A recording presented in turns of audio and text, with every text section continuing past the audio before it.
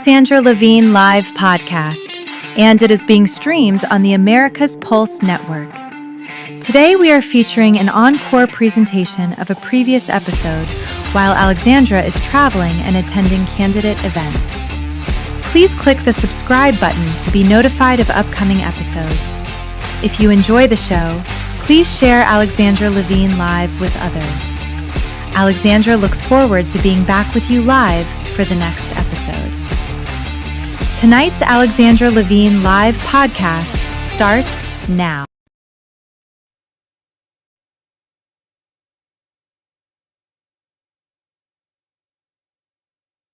Alexandra Levine welcomes you to the Alexandra Levine live podcast.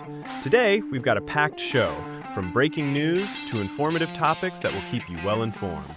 So, please click the subscribe button to get notified of her upcoming episodes. If you like what Alexandra talks about, then please share the Alexandra Levine live to others. Alexandra also looks forward to your comments during this episode. Tonight's Alexandra Levine live podcast starts now.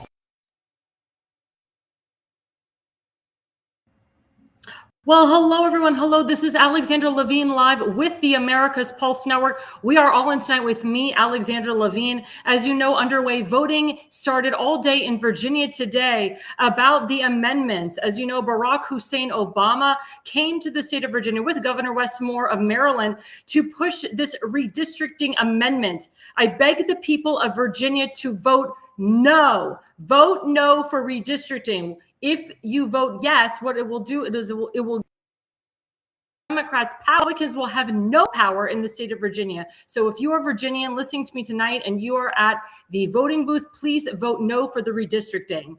Of course, we have two breaking newses before we go into our special guest. Let's put up the first image. So this is actually going to tie into our special guest. So my good friend, David Harris Jr., who's on Newsmax, he said, breaking, newly elected Hungarian prime minister announces Prime Minister of Israel Netanyahu will be arrested if he enters Hungary. He said that recently in a press conference. My special guest will delve into that, but that is breaking news. And then this is our second breaking news, second image. So Ursula openly admitted that withholding EU funds from the Orban government had an impact on the elections. She emphasized that a total of 17 billion euros had been frozen, which is a huge amount for an economy the size of Hungary. She added that the missing EU funds were also reflected in the further deterioration of the country's competitiveness, which was ultimately confirmed by the voters in the polling booths. Meanwhile, even Mungar Peter admitted it several times in 2024, as the Orban government has stated on countless occasions that the Hungarian government had fulfilled the reforms requested by the EU Commission. Yet Ursula still did not hand over the EU funds to the Orban government. This is a serious interference in the elections and an abuse of power. And we will get into that later in this show.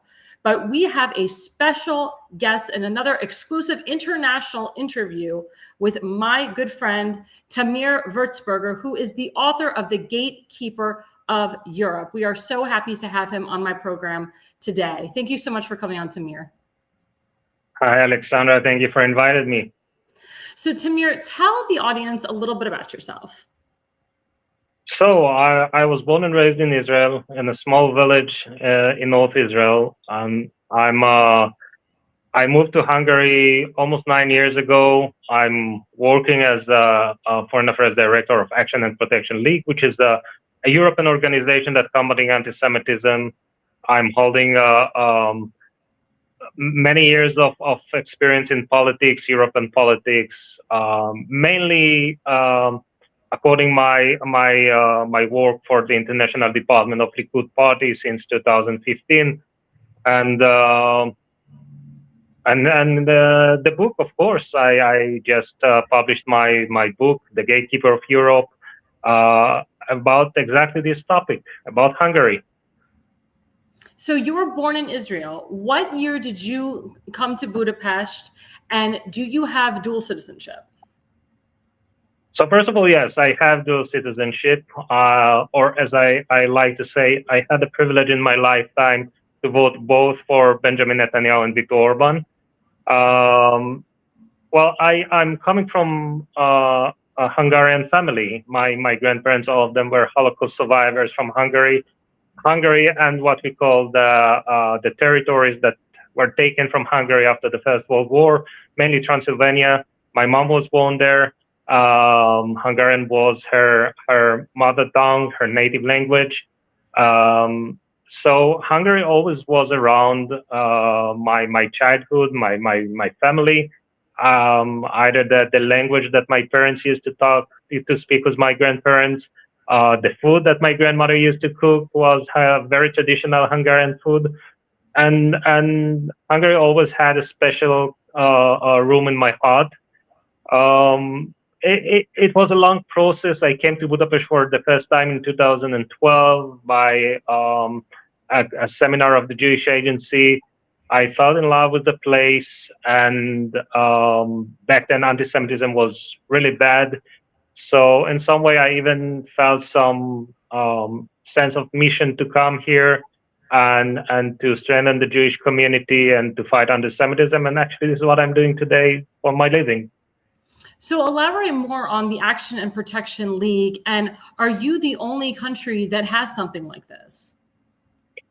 Well, there are many countries who has some organizations that doing many that are focusing monitoring. But yes, Hungary is actually the only country which has a professional organization that combating anti-Semitism with operative tools. It means we have an actual tools to combat anti-Semitism.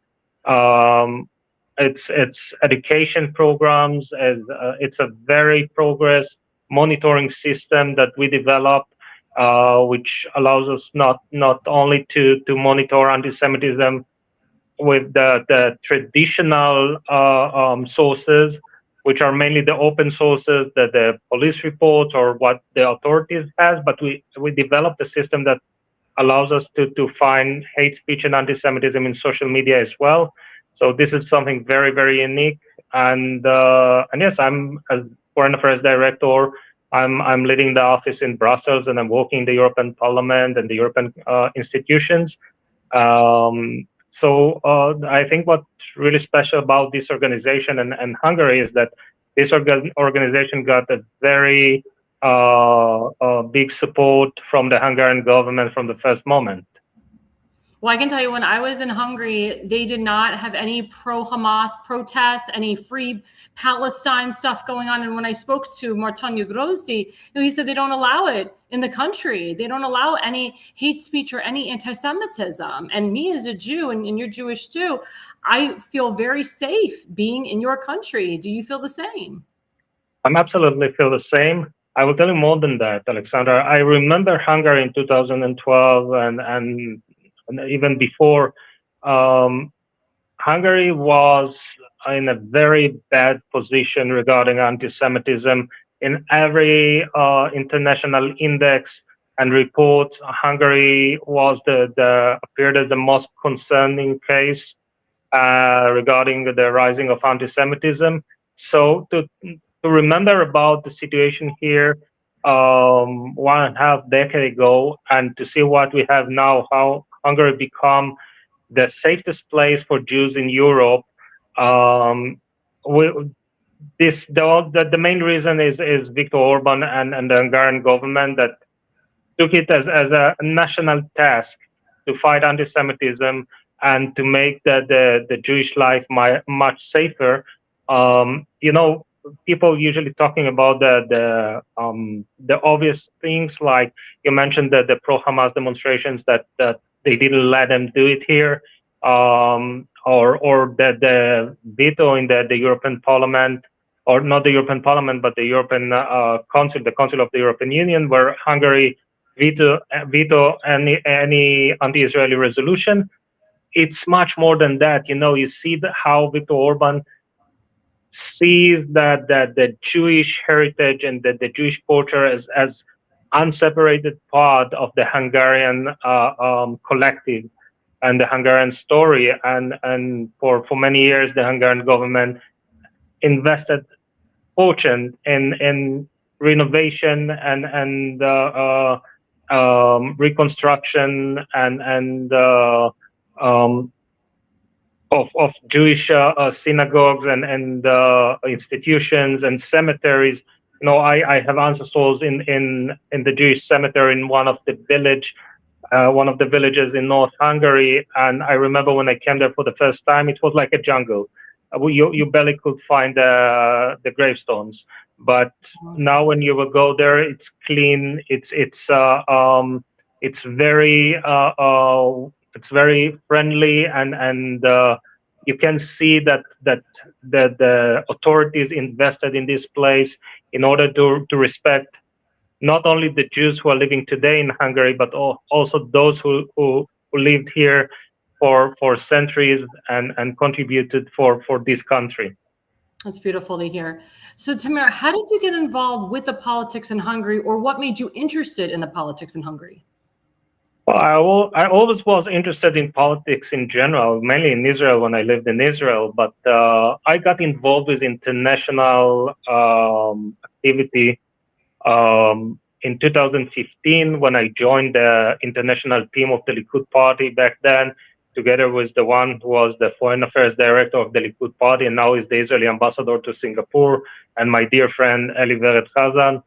I actually joined him in 2015. We started here in Budapest in a delegation that actually I was the one who initiated it together with the Jewish community here. They invited us. We came here for the first Likud delegation since decades. And this is how I started my international activity. I had the privilege to be a Likud representative in few international organizations, including the European Democratic Students, which is the biggest student organization in Europe. Also in the European Young Conservatives, which belongs to the Conservatives and Reformist group in the European Parliament, and the International Young Democratic Union, which in these two organizations, I also served as a vice chairman for 1 year between 2016 to 2017 when I still was young. So, as I said, Hungary always was very important for me. I always had a very deep sentiment to Hungary. So that it was a question of time when I will move here and will apply my activity from the place that I loved and was connected since I'm a child. So, Tamir, what was your inspiration to writing your book? So, what was my inspiration? I will not call it an inspiration. I will call it a trigger. In 2023, when the Israeli government tried to do a judicial reform, we saw a very aggressive demonstrations by the liberals in Israel against the judicial reform. And one of their arguments were that we should not become Hungary, that Netanyahu wants to make Israel a dictatorship like Hungary. One and Hungary were very presented in the Israeli public discussion in a very bad context. And I live here, and I already was aware to the Hungarian politics, and I saw the gap between the way Hungary and Viktor Orban presented in Israel to the reality. And first of all, it was even a matter of some appreciation and gratefulness for Viktor Orban for what he did for the Jewish community and for Israel as well.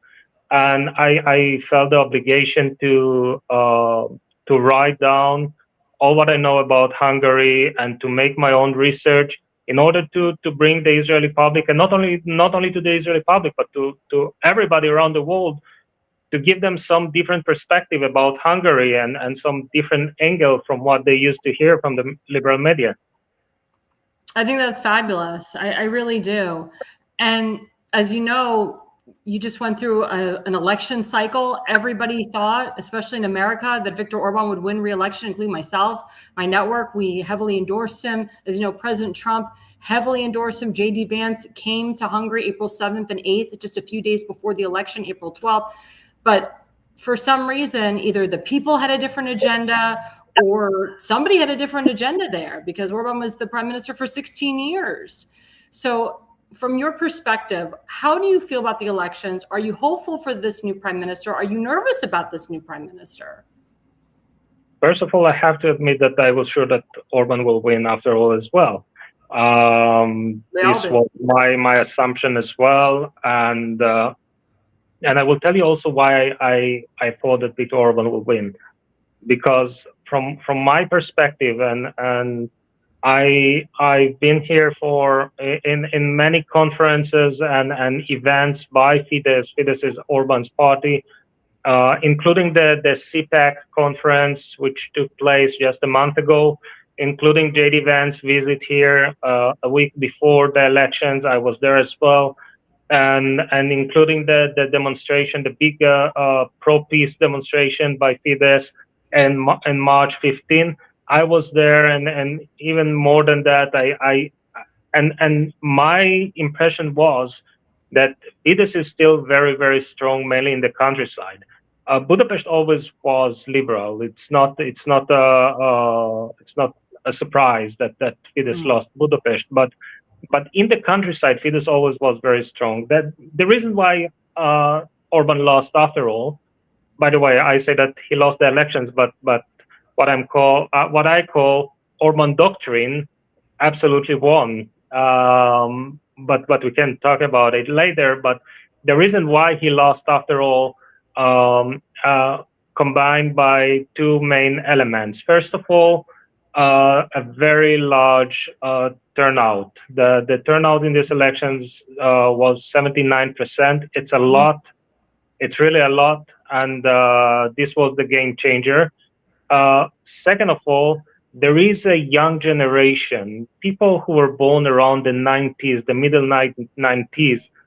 They know nothing but Fidesz and Viktor Orban in power. So these people, which are missing the history context, they believe that it can be better. So this is why it was much easier for them to choose someone who is younger, and they could feel more related to him, or that he's speaking in their language, or and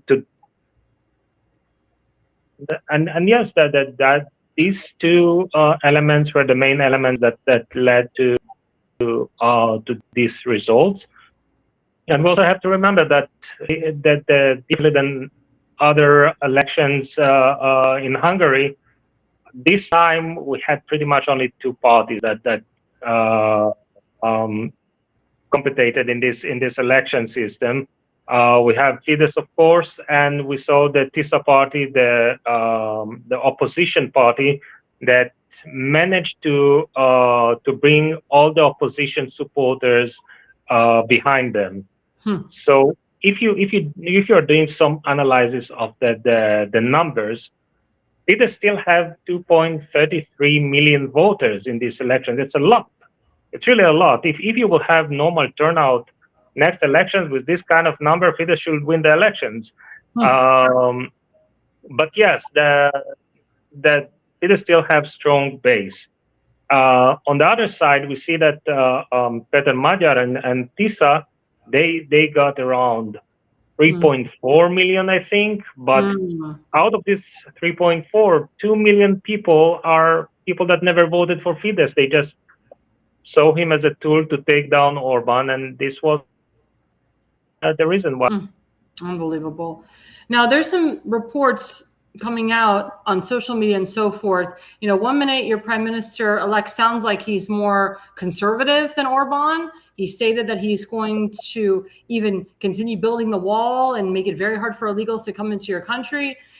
But then on the other side, he is pressing to get rid of the president of Hungary. And then the other day, he had a press conference with the Prime Minister of Canada, and a question was asked about the ICC, and your Prime Minister-elect said that he would adhere to the rules of the ICC, meaning arresting Prime Minister of Israel Netanyahu if he came to visit Hungary.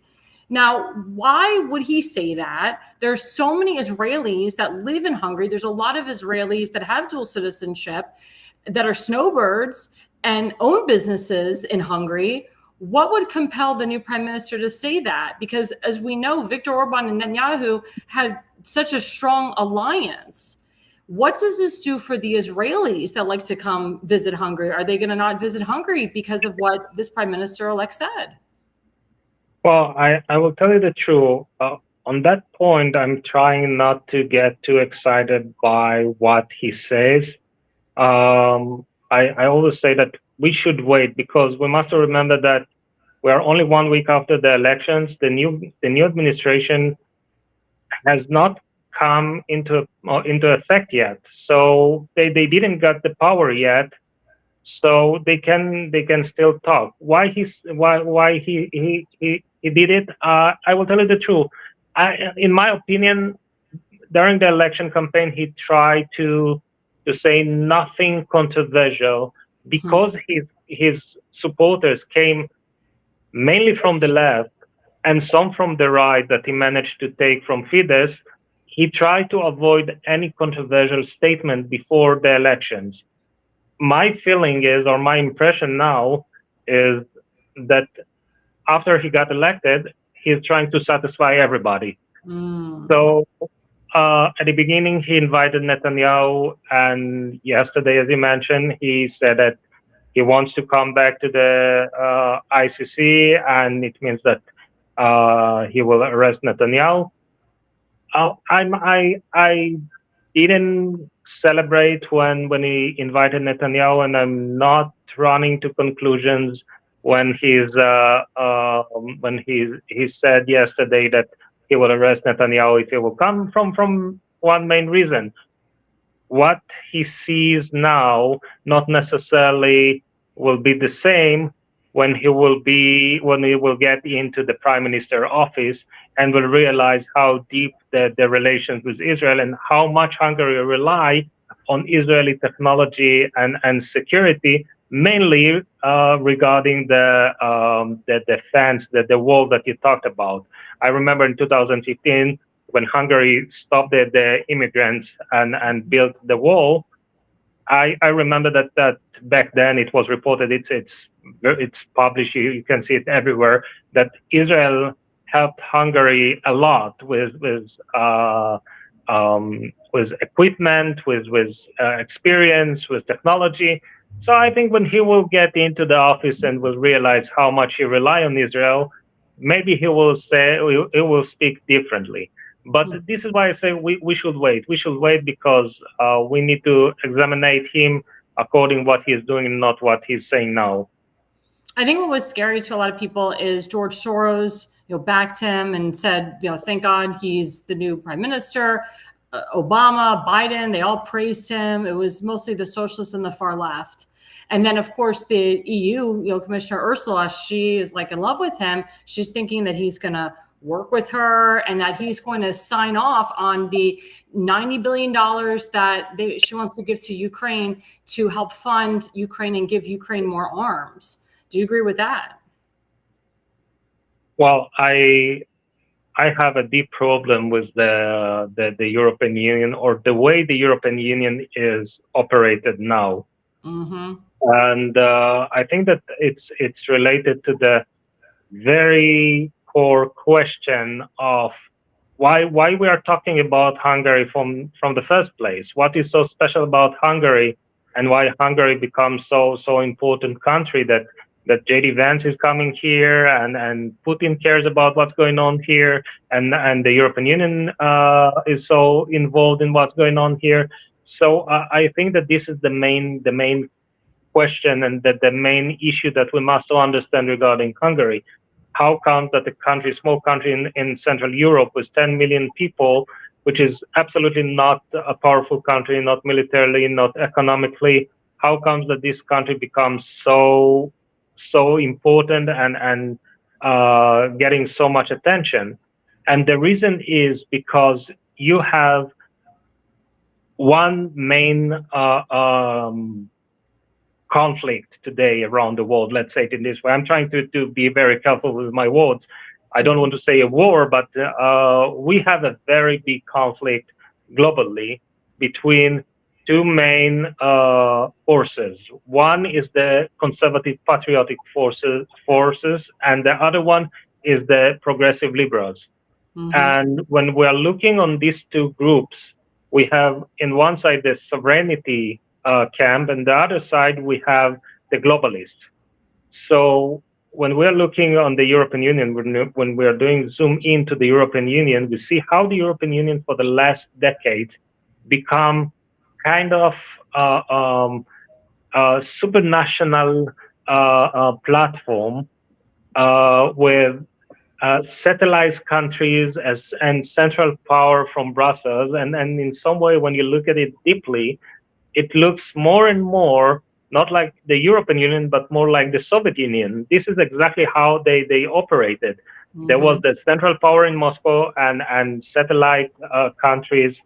And this is exactly what the European Union is trying to do now. The European Union started as a framework to promote cooperation mainly on economic and economy and trade and industry, but at the last few decades they shifted it to a very different place, and Viktor Orban was the only one who stood against it and fought for the sovereignty and the conservative values against this trend, this efforts of the Brussels bureaucrats to apply their power on the member states. You're 100% correct. Now, we touched on this a little bit earlier, but when I was in Hungary, I was involved with the Jewish lifestyle there. I went to the Chabad of Budapest, which is a huge Chabad. Oh my God, the Friday night was just insane with so many people from all different parts of the country and the world, which is amazing. But you're there every day. So explain to my audience, that I have a lot of Jewish people that watch my program. Explain to my Jewish audience Jewish life in Hungary. Well, I don't know how Jewish lives are in different places. I can tell you that, I think that the last 2.5 years during the war in Gaza emphasized the best how the life in Budapest, how is the life in Budapest for Jews. And I remember when October 7th just happened, that support for Israel is not by the veto in the European Union, and not only by the good relations with Netanyahu. The support for Israel, the support for Israel came in many other ways and directions. I remember I'm working in the European Parliament. I'm working very, very closely with the Fidesz delegation to the European Parliament, with the commissioner, the Hungarian commissioner, Oliver Varhely, who is amazing guy and great supporter of Israel and the Jewish people. And 2 days after October 7th, the commissioner Varhely, back then he was the commissioner for neighboring countries, he announced 2 days after that he will suspend the fundings to the Palestinian Authority because of the anti-Semitism and incitement for violence in the Palestinian textbook, the education system, and also because of the funding and the salaries of the Palestinian Authority to the prisoners in the Israeli jail, terrorists. And he did it. It was the third time when he tried to do that, and he did it for a while, and then the foreign affairs of the European Union, it was Joseph Borrell back then.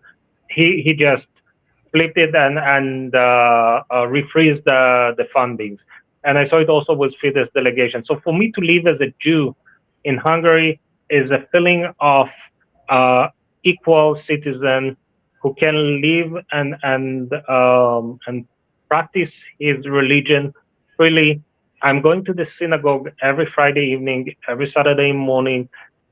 You can see Jews are walking in the street with no fear and no shame, and you see it with people with very orthodox costume, We have here in North Hungary the site of Reb Shayale from Kerestir.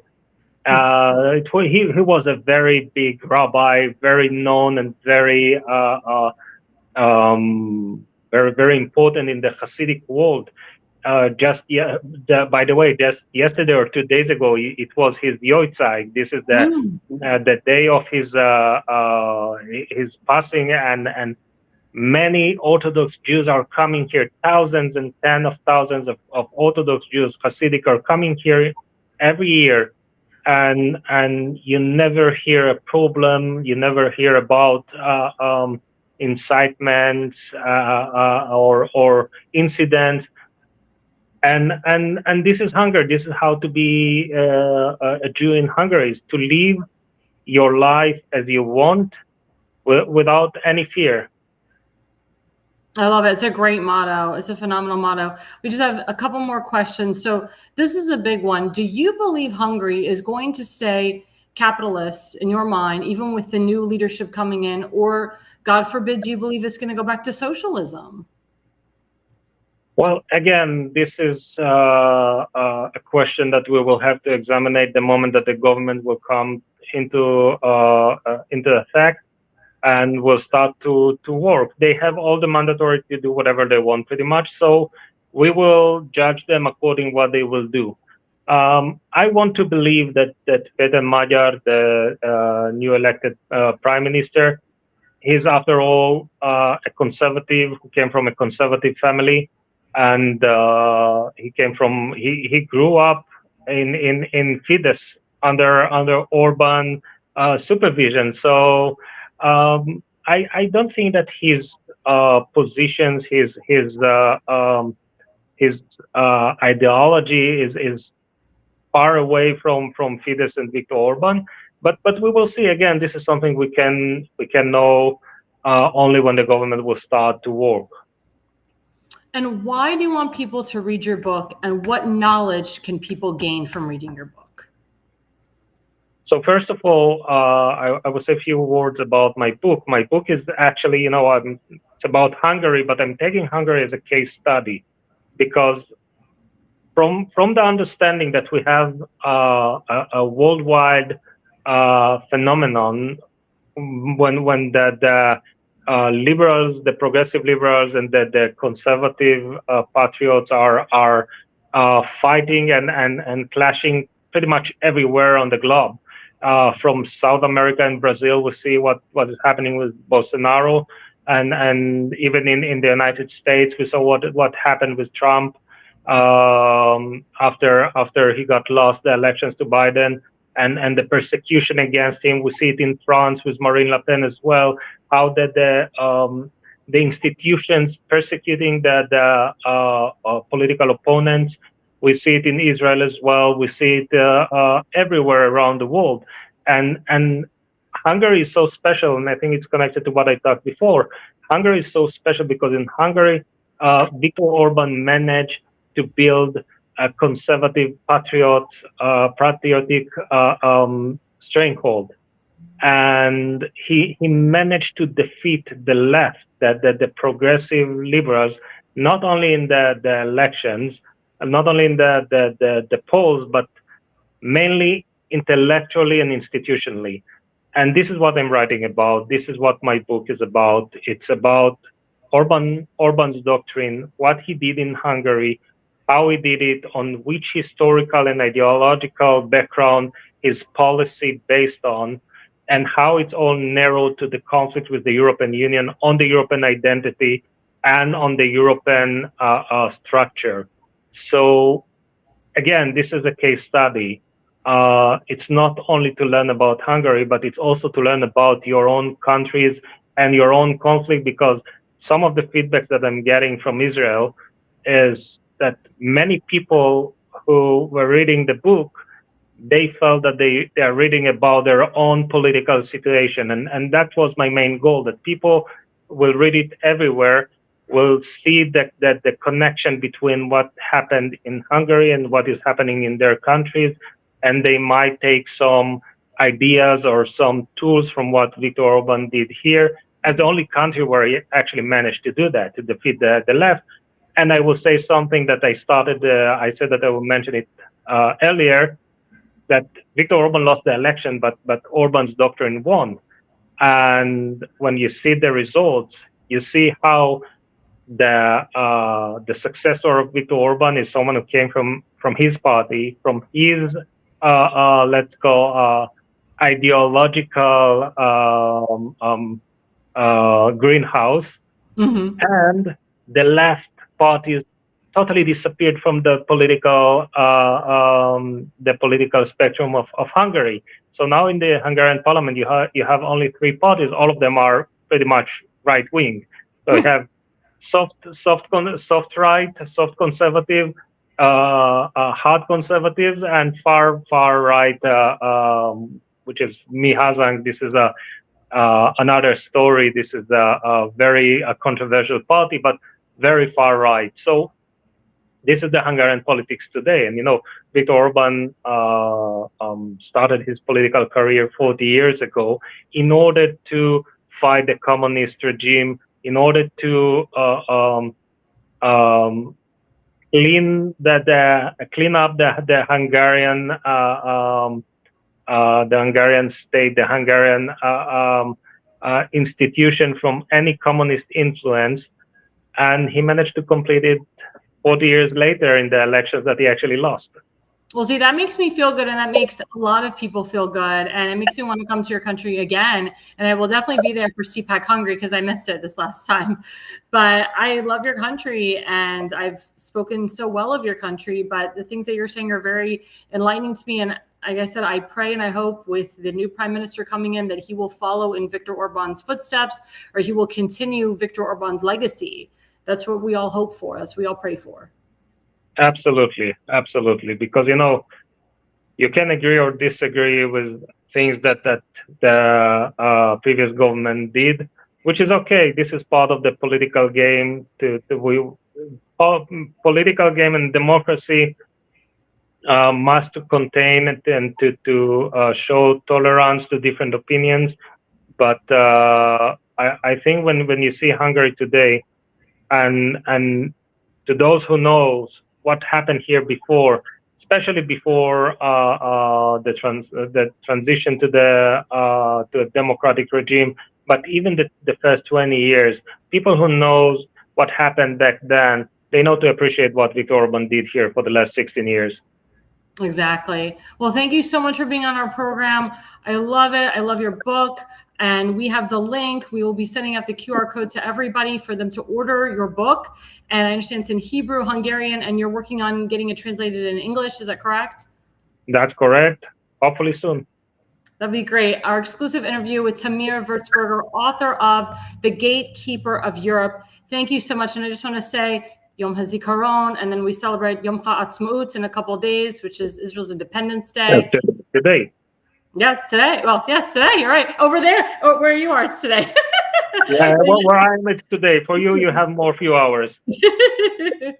Yeah, so hopefully everybody is celebrating Yom HaAtzmaut all over the country and the world. Thank you so much for being on. We really appreciate it. Thank you so much, Alexandra. Thank you. And that's it for us tonight, Alexandra Levine Live. You can like and subscribe us at all of the regular stations such as Facebook, YouTube, TikTok, and so forth. Thank you guys for watching. And the reason you listen and the reason you watch is you are no idiot. Alexandra, thanks you for watching tonight's Alexandra Levine Live podcast. See you at the next packed show, from breaking news to informative topics that will keep you informed. So please click the subscribe button to get notified for upcoming episodes. If you like what the Alexandra talks about, then share the Alexandra Levine Live podcast with others. Alexandra also looks forward to seeing you next up.